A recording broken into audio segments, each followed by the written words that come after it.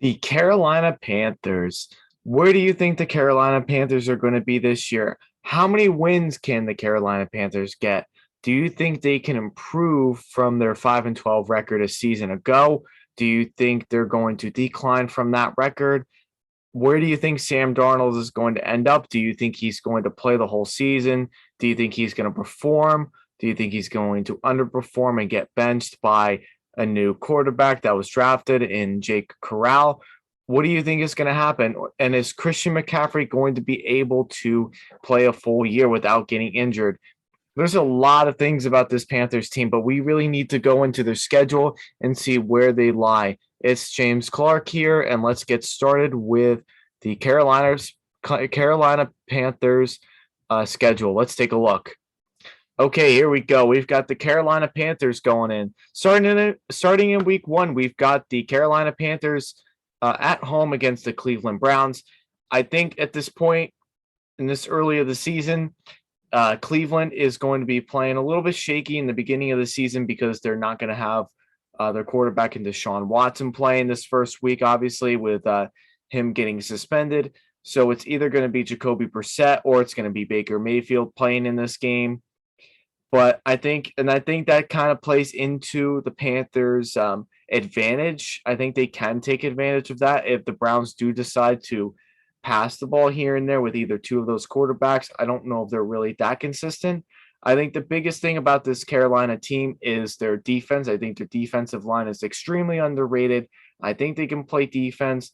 They have a great running back in Christian McCaffrey, but a lot of the other things that they do struggle in is mostly on that offensive line and Sam Darnold's play, which I think is going to affect them negatively in the long run. So I'm going to take the Cleveland Browns to win that game in week 1 and give the Browns their very first win of the week 1 in a really long time. So I'm going to take the Browns there. Week 2, the Carolina Panthers go to New Jersey to play the Giants. I can see this game really going either way. I think both teams are kind of match up really well with one another. But I think at the end of the day, I think because it's in Giants Stadium and it's early in the season and the Giants are trying to figure out their team and what they're going to be like this year. And Brian Dable with his offensive scheme because he was an offensive coordinator for Buffalo. I think the Giants sneak out a win against them.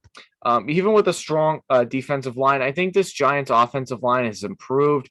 They did have a really good draft class that I think it's going to play in their advantage, and they might be able to pull out some games this year. And I think beating Carolina and being able to get to Sam Darnold with that defensive line that has also improved, I think is going to help the Giants out in the long run. Then week 3, the New Orleans Saints go to Carolina to play them. The Panthers. I could see this game really going either way, but I think at the end of the day, I kind of do see the Saints winning this game. Really, ultimately, I think the Saints are just going to sweep them this year. Honestly, um, Carolina doesn't really have a whole lot that really matches up really well with the Saints defense. I think the Saints defense is just too good. And I think they're going to get to Sam Darnold a lot and force him to throw interceptions and turn the ball over. So I'm going to take the Saints to win that game. Week 4 is the Arizona Cardinals, and they travel to Carolina to play the Panthers. Honestly, I could really see this game going either way. The Cardinals, in the last couple of seasons at least, have started out very hot and played really well. But I think with the issues with Kyler Murray and with the issues with suspension issues with DeAndre Hopkins, kind of plays into a negative factor for the Cardinals to have a good season this year.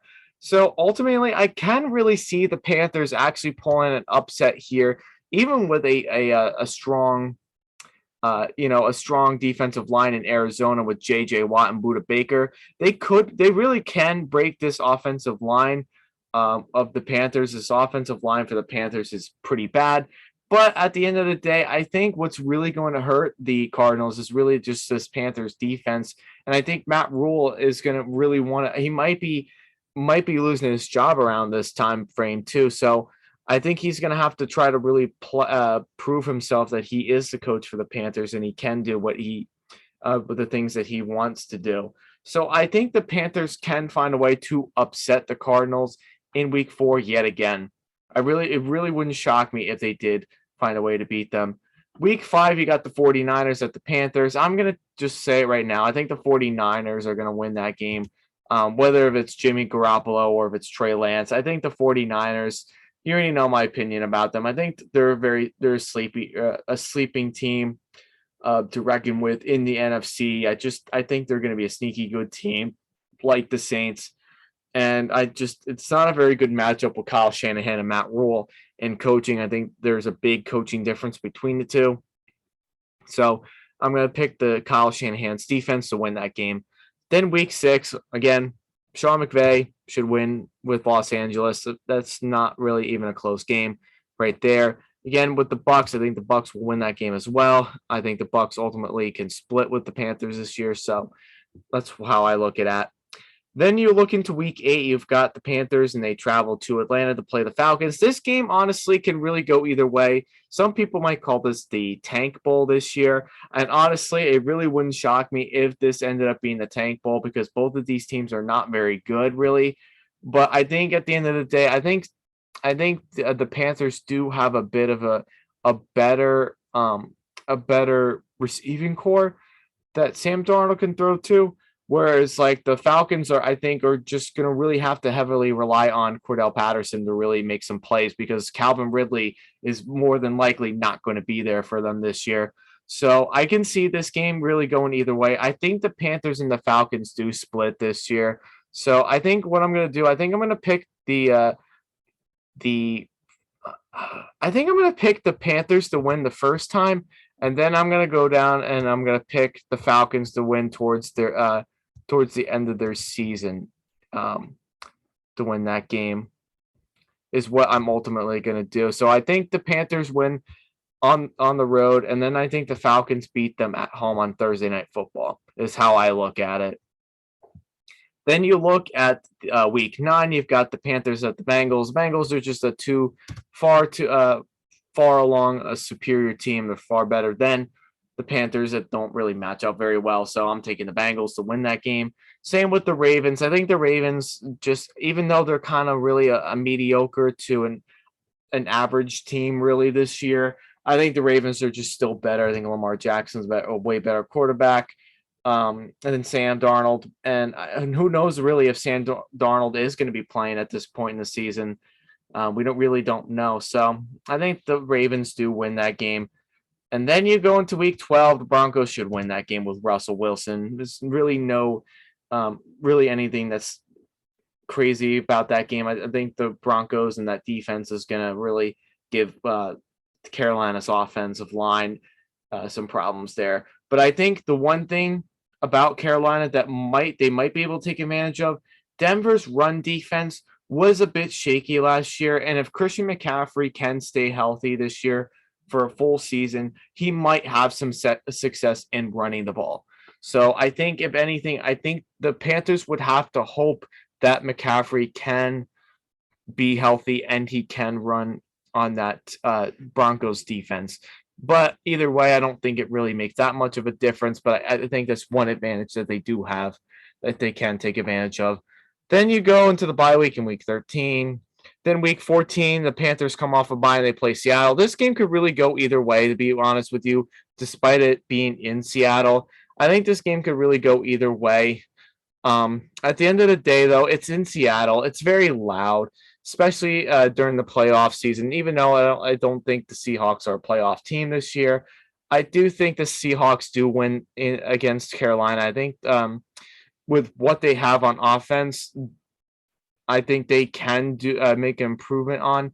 But really, it's going to really depend on Drew Lock's capability of playing quarterback because I think this Carolina defense can make Drew Lock do some force some turnovers, and I think that's going to be very difficult for Seattle to win. But at the end of the day, it's in Seattle. It's very rowdy, very loud in there, and honestly, I really wouldn't be that shocked if Seattle won because of their home field advantage.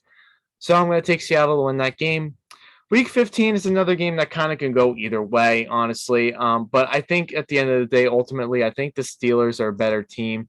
Better coaching staff, and yeah, I think there's just a better team. So I'm going with the Steelers to win that one. Week 16 is another game that can really go either way. I am rooting for Detroit this year. I think Detroit is going to win more games than they did a year ago. I think Jared Goff does have a lot more to prove in himself with all the offseason stuff that they've been doing on that offensive side of the football.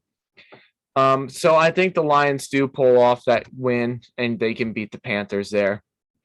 Then the last two games, the Bucks sweep them and the Saints sweep them, like we've talked about. So ultimately, I think you're looking at a 2-15 record for the Panthers, and I think that's not really that unrealistic. There's really not a whole lot of things to really be excited about in this team this year.